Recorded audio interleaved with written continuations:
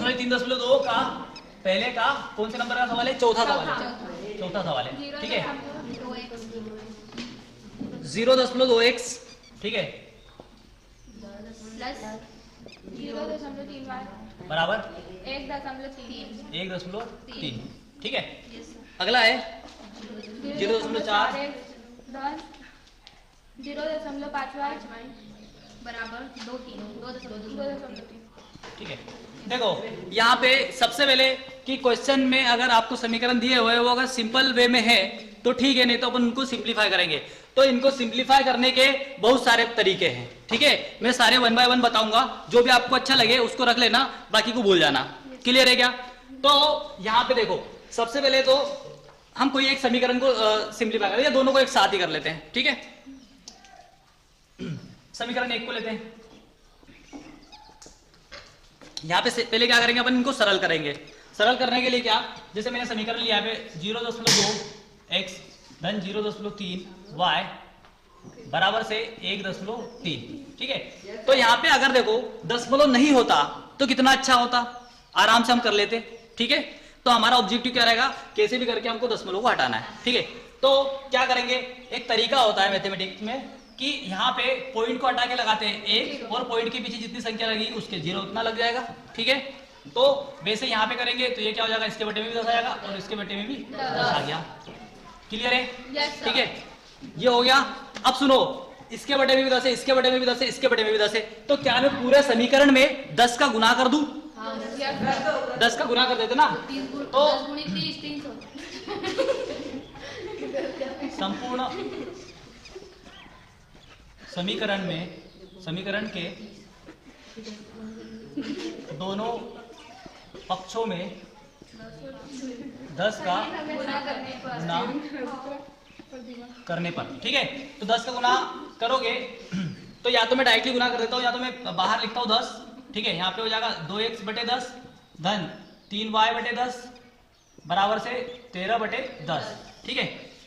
अब जब आप 10 का गुना करोगे तो ये हो जाएगा 10 गुणित 2x बटे 10 धन 10 गुणित 3y बटे 10। सुनो, 10 का गुना इसमें भी होगा, इसमें भी होगा और इसमें भी होगा। क्लियर है?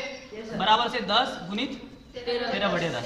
तो ये 10 से 10 कट गया, ये 10 से 10 कट गया, ये 10 से 10 कट गया। समीकरण बन जाएगा आपका 2x धन 3y बराबर से 13। क्लियर है? ठीक है। अब इसको समीकरण नंबर 1 दे सकते हो, ठीक है। और सिमिलरली जी बटे में 10 हमने बनाया ना, दशमलव को हटा के बटे में 10 आया, हमने नहीं लगाया, समझे? ठीक है। ये तो हमने क्या करा कि दशमलव को हटाया, दशमलव को हटा के 1 लगाया और दशमलव के बाद में एक संख्या थी तो एक 0 लगाया। हमने पहले इस तरीके से कर लिया, उसको तोड़ लिया। फिर उसके बाद हमें मिलेगा कि सब जगह 10 है तो 10 से गुना करने पर सब कुछ खत्म हो जाएगा। यहाँ पे मामला क्लियर है क्या? ठीक है, हाँ ठीक है ना, समझ में आया क्या? तो इस तरीके से आप दूसरे वाले समीकरण को भी सिंपल कर सकते हो, ठीक है। तो आपको 2 समीकरण मिल जाएंगे।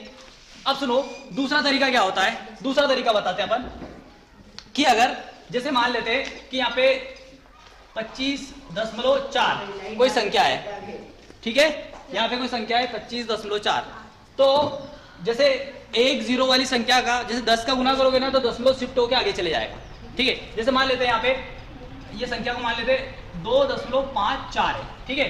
अगर यहाँ पे आप 10 का गुना करोगे तो क्या हो जाएगा, ये दशमलव शिफ्ट होके ये हो जाएगा 25.4। समझ में आया? ये दशमलव शिफ्ट होके आगे चले जाएगा 10 का गुना होगा तो, ठीक है।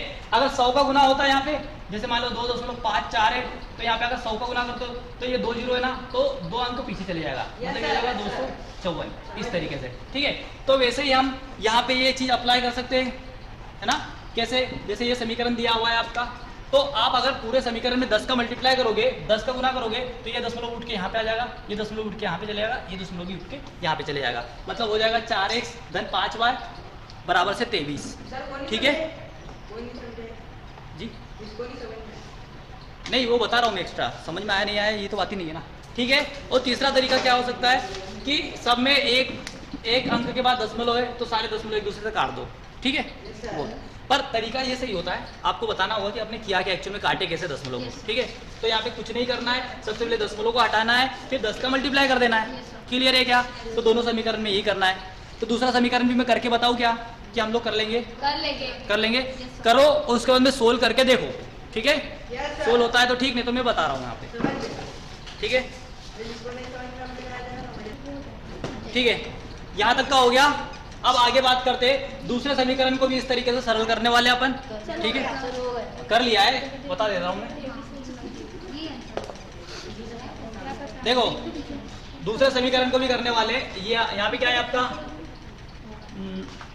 0.4x धन 0.5 y बराबर से 2.3। पूरे के पूरे समीकरण के अंदर अपन क्या करने वाले, 10 का गुना करोगे तो यहाँ पे 10 का मल्टीप्लाई होगा 0.4x plus 0.5y equals to 10 into 2.3, ठीक है? तो यहाँ पे 10 शिफ्ट होकर आगे चले जाएगा, तो ये हो जाएगा 4x धन 5y बराबर से 23, ठीक है? ये समीकरण नंबर 2 बन जाएगा आपका, ठीक है?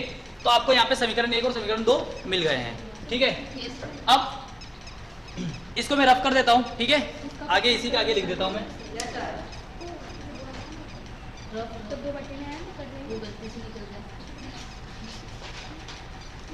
सुनो, समीकरण 1 आपको मिला हुआ है 2x धन 3y बराबर से 13, ठीक है? समीकरण 1। और 4x धन 5y बराबर से 23, ये समीकरण नंबर 2, ठीक है? कोई सा भी समीकरण ले लेंगे, जो आसान होगा वो वाला समीकरण ले लेते हैं, ठीक है? तो यहाँ पे लिखेंगे समीकरण 1 से, ठीक है? तो यहाँ से एक चर का मान निकलेगा, फिर उस चर को उस समीकरण में रखेंगे जिस समीकरण में यूज नहीं हुआ, मतलब बाय डिफॉल्ट समीकरण नंबर 2, ठीक है? तो यहाँ पे पहले सबसे पहले अपन क्या निकालेंगे? यहाँ पे समीकरण 1 क्या दिया हुआ है, 2x धन 3y बराबर से 13, ठीक है? तो या तो x का निकाल ले, तो y का निकाल ले, किसका निकाले?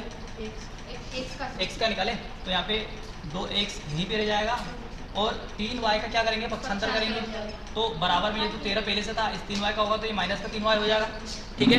अब देखो यहाँ पे हमको x का मान निकालना है ना, ये 2 तो इसके मल्टीपल में है, ठीक है? तो ये गुना में तो उधर जाके भाग का हो जाएगा, तो x बराबर से क्या हो जाएगा 13 ऋण 3y बटे 2। आया भाई समझ में ना? बस यहाँ पे 2x गुना में ना, तो पक्षांतर करेंगे तो बटे में आ जाएगा, ये 3y इधर आएगा तो माइनस 3y हो गया, ठीक है? अभी जो x का मान मिला है आपको, वो इसको समीकरण नंबर 3 दे देते हैं, ठीक है? कौन सा समीकरण का यूज नहीं हुआ, 2 का, तो 2 में अपन रख देंगे, तो यहाँ पे लिख देते हैं अपन कि समीकरण 2 में x का मान रखने पर, ठीक है? समीकरण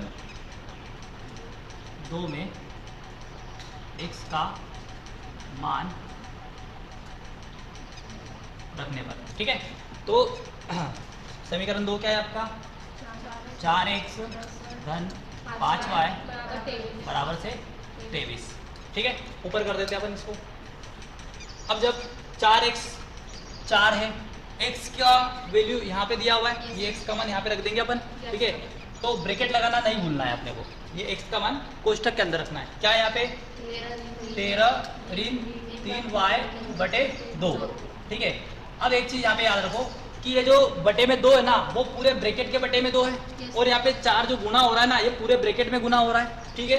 धन 5y बराबर से 23, तो ये 2 एकम 2, 2 दूनी 4, तो यहाँ पे 2 बचेगा तो 2 का मल्टीप्लाई ब्रैकेट के अंदर हो जाएगा, तो ये कितना 13 26 ऋण 6y धन 5y बराबर से 23, ठीक है?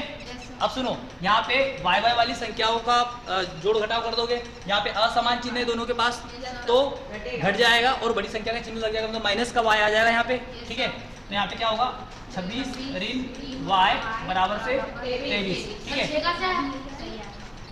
6 कहाँ से आया, ये 2 का मल्टीप्लाई किया ना, 13 में भी 2 का किया और इसमें भी किया, ठीक है? अब सुनो, अब यहाँ से y का वैल्यू निकालते हैं अपन, तो चिन्ह के साथ रखना है माइनस y बराबर से 23 ऋण 26, तो ये ऋण का 3 हो जाएगा, तो minus y is equals to minus 3, minus minus cancel हो जाएगा, तो y इज इक्वल्स टू 3, तो y का मान क्या मिल गया आपको 3, ठीक है? 3 मिल गया ना। अब y का मान समीकरण 3 में रख देंगे, ठीक है? आगे लिख देना अपने को y का मान समीकरण 3 में, ठीक है? तो समीकरण 3 आपका क्या है, x बराबर से 13 ऋण 3y, ठीक है, बटे में 2 है। आगे इस तरफ कर देते हैं अपन। सुनो, यहाँ पे अपन y का मान समीकरण 3 में रखेंगे, ठीक है, समीकरण 3 ये लिखा हुआ है यहाँ पे। तो x बराबर से 13 ऋण 3 गुणित 3 बटे 2, तो 13 ऋण 9 बटे 2, और ये कितना हो जाएगा 4 बटे 2, तो ये 2 होगा। तो x का वैल्यू आएगा 2, ठीक है। तो x का मान यहाँ पे 2 आ गया और y का मान 3 हो गया, ठीक है। छापो।